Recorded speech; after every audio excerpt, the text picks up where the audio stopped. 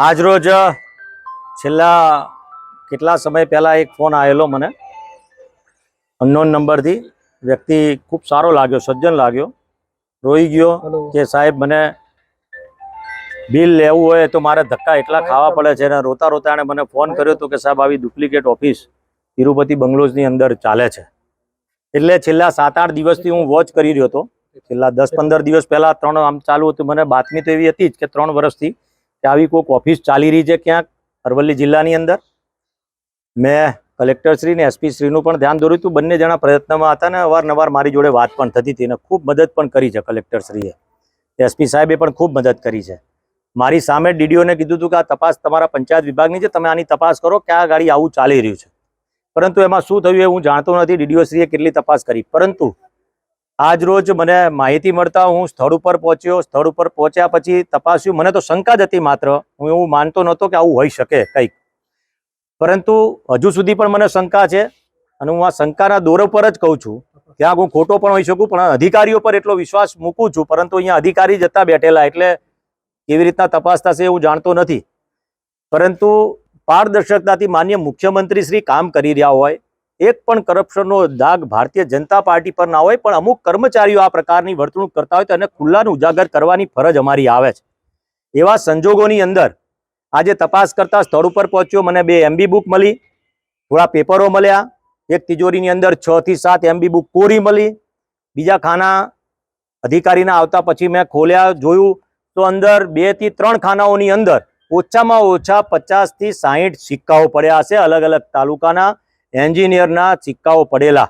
એટલે મને એમ લાગ્યું કે હવે તો એવો વિશ્વાસ સાથે કદાચ હું કહી શકું છું કે આ કદાચ બોગસ જ અહીંયા હોય. અહીંયા એક કોમ્પ્યુટર પણ છે. જો એ કોમ્પ્યુટરને પરફેક્ટથી તપાસ કરવામાં આવે અને જે પ્રિન્ટરો છે, પ્રિન્ટરોમાં કેટલી પ્રિન્ટ કેવા પ્રકારની નીકળી એ ફોરેન્સિકમાં એની તપાસ કરીને શું કરવામાં આવ્યું છે, આ દાખલો બેસાડવા માટેની જરૂર છે. અને જે પ્રકારે મેં આ જોયું છે ત્યાંથી મને પણ પોતાને દુઃખ થયું છે કે મારા જિલ્લાની અંદર આ પ્રકારની વાત હોય. સ્થળ ઉપર ક્યાંય કામ થયા નથી. છેલ્લા 3 વર્ષના કામો તપાસવામાં આવે તો 70% કામો સ્થળ ઉપર થયા નથી. એકના એક કામના બીજી વખત બિલ મૂકવામાં આવ્યા છે. આની પહેલા મનરેગાની અંદરથી મનરેગા નહીં પરંતુ ભૂસ્તર ખાતાની ગ્રાન્ટની મેં તકેદારી આયોગમાં ફરિયાદ કરી. બંને જગ્યાએ મેં ફરિયાદ કરી છે.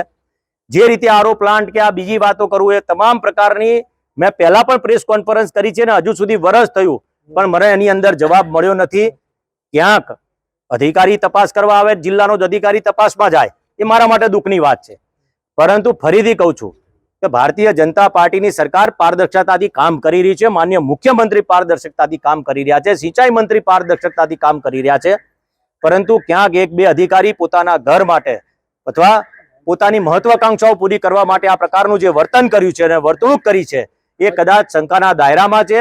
અને આની પર જો તપાસ કરવા આવે તો મને પોતાને એવો વિશ્વાસ છે કે આ ખરેખર અહીંયાથી કેટલાય રૂપિયાની હેરાફેરી થઈ હોય એવું મને સ્પષ્ટ દેખાય છે. કારણ કે બિલો પણ અહીંયા કોરા મળ્યા છે.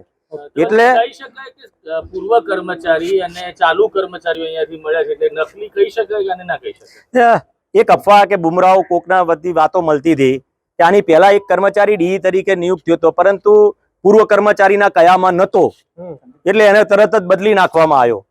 એક સિંચાઈ અધિકારીની બદલી કરીને ફટ લઈને બીજા જિલ્લામાં નાખવામાં આવ્યો અને પછી આ એમનો કયાગ્રા ડી તરીકેની ચાર્જ આપવામાં આવ્યો. એવું હું પોતે અંગત રીતે માનું છું. આ કદાચ ખોટું પણ હોઈ શકે, પરંતુ તપાસ કરવામાં આવે તો ચોક્કસથી આની પાછળ 1000% ગોલમાલ થઈ હોય એવું મને પોતાને લાગે છે. કદાચ હું ખોટો પણ હોઈ શકું. સાહેબને આપે ધ્યાન દોર્યું હતું એ બાબતે તપાસ કરી હતી કે નથી કરી ડીડીઓ સાહેબ આ બાબતે? હવે એ મારા ધ્યાન ઉપર નથી. મારી તો કહેવાની ફરજ છે, એક નાગરિક તરીકે માર્ગદર્શન આપવાની ફરજ હોય કે સાહેબ આવું ક્યાંક ચાલી રહ્યું છે. તમે કોઈક અધિકારીને અંગત રીતે બોલાય.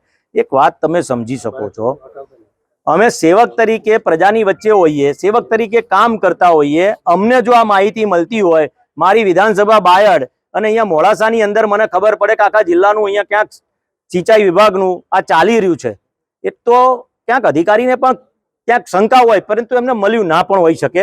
પરંતુ આ જોતા મને એવું લાગે છે કે આની પરફેક્ટ તપાસ આવે તો એક દાખલો બેસે. તમામ અધિકારી આની અંદર જેની સંડોવણી હોય એ તમામને તાત્કાલિક ધોરણ ઉપર સસ્પેન્ડ કરવામાં આવે તો જ દાખલો બેસશે. આ જે રીતે તળાવોની ખોદવાની પ્રવૃત્તિઓ ચાલે છે, ક્યાંક હમણાં જ મને 2-4 જણા એવી ફરિયાદો કરતા હતા કે ભાઈ તળાવ સાહેબ વરસાદ આવે એટલે બિલ મુકાય છે. આ પ્રકારનું કર્મચારીઓ કરે છે.